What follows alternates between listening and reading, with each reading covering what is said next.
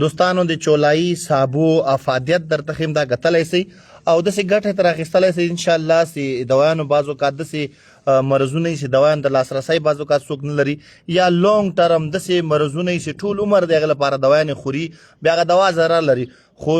د چولایي چې کوم صابو دا وپېژنې په دې شکل کې دي هغه ورونه چې هډوکی مات سوی یعنی کې هډوکی زر نه جوړیږي یا څوک په تازه هډوکی مات سوی پټی وي نو د هغه لپاره طرح دوايانې او داسې ورونه پوښتنه کې چې طاقت لپاره څه وخورو چولایي وسپنه لري صحیح ده او بل دا زخم ډېر زر جوړوي لکه اندرون چې کوم زخم وي یا هډوکی مات سوی هغه لپاره چولایي صابو ګټه لري دې نه علاوه څوک کم خوني لري د چا آیرن کم وي نو داسې کله ریډ سیل یعنې کې آیرن پوره کوي هغې سره انسان وینه ماخلي طاقت جسم ته ورکوي او بل هغه کسان چې قبضیت لري زیاتر داسې ورونه چې د قبضیت لپاره سر وکال دوايانې خوري خو اصل سبب باندې نه پوهېږي چې هغه په جسم کې خشکي وي او تیزابیت حد نه زیات وي د کولمو ورم پاړسوب وي هغه چټپټه شیزونه زیات استعمال کړي ځکه دا مشکلات ته رامنځته کېږي نو چولایي دا صابو که تاسو سهار یا ماښام یو ټیم روټین جوړ کړئ او د چا پښه مثال ماته تازه هډوکی نه جوړیږي د هغه لپاره یا د قبضیت لپاره یا د کمخوني لپاره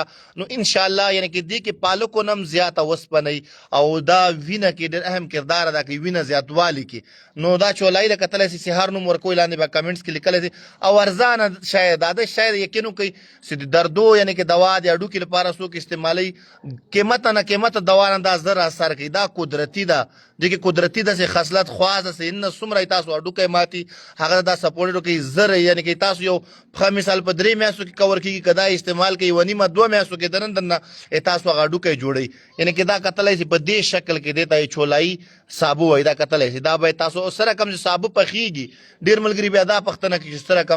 سره کم چې تاسو صابه پخوئ د چولایي صابه هم هغسې پخېږي دې نه علاوه هغه کسان هم استعمالوی چې چا مثال ګردې ضعیفې وي یا شلنګ کېږي دا شلنګ کېدو عمل دا هم د جسم خشکي نه پیدا کېږي ښه هغه کسان چټپټه شیزونه باید بند کړي لکه لوبیا مرچ غټه غوښه دا شیزونه باید ونه خورئ او د دې استعمال انشاءالله یوه میاشت کې تاسو که روزانه دا استعمال کوئ د قبضیت د تاسو دا مشکل دایم رفع کوي دې نه علاوه تاسو کولمو کې چې کومه مثال بکټریا وي هغه مې خراج کوي دا دې نه بعد نظام هضم تاسو بحالوي یعنی کې دا تاسو روزانه او ورځ کې یو روټین جوړ کړئ د دې سیزن 2 نه تر 3 میاشتې سیزن وي په دې سیزن کې باید دې نه ګټه واخلئ که تاسو سیزن کې دا استعمال که نو پوره کال دا تاسو یعنې کې نن جسم طاقت تقویه څومره پکار هغه دا مهیا کوي ورته او نن سبا یعنې کې دا قدرتي ده دا دې شکل کې دا کتلی سي ښه بالخصوص دا هغه کسان چې قبضیت او د هډوکو مشکل یا هډوکی ضعیفوي داسې خویندې ورونه یې چې هډوکي نه یعنې کې شکایت کوي د موږ هډوکی ضعیفه ده هغه کسان دا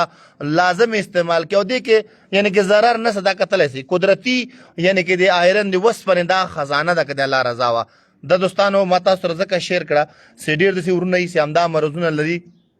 پریشان نو بیا هغه دوايانو پسې ګرځېږي ټول عمر د آیرن دوايانې خوري نو دا قدرتي که تاسو د آیرن یو کال وخورئ او دا یوه میاشت وخورئ نو انشاءالله د هغې نه زیاته ګټه درکوي نو دا باید وګورئ په دې شکل کې دا چولایي صابو اوس سیزن ده نن سبا او دا وچولی هم صحیح ډېر داسې ملګري که تاسو دا اوس وچ کړئ او بیا څه وخت استعمالول غواړئ دا پخولی شي سره کم چې وچ صابو پخېږي او په دې کې یو دا ده کتلی شي دا بوټی ده دا هم چولایي ده خو دې او دې کې فرق ده دا اوس اصل خوراکي دا ده که نه دا په هر چېرته وړه الله کتلی شي دا هم هډوکي ته یعنې کې کار کوي پخوا چې څومره کسانو لکه د منجدړو وخت خبره ته کوم نن نه مثال زرهاو کال مخ خبره ده هغو خلکو به دا د هډوکو په زړو په کتبو کتابو کې لیکلي چې د چا بسې پښه ماته سو بیا به دا یې استعمالو ورځ کې 2 وارې نو دا چولایي به تاسو استعمال کړئ دا وګورئ په دې شکل کې دوباره درته ښکاره کوم چې ډېر ملګري بیا ما پریشانه کوي زنګونه وایي دا وګورئ دې ته چولایي وایي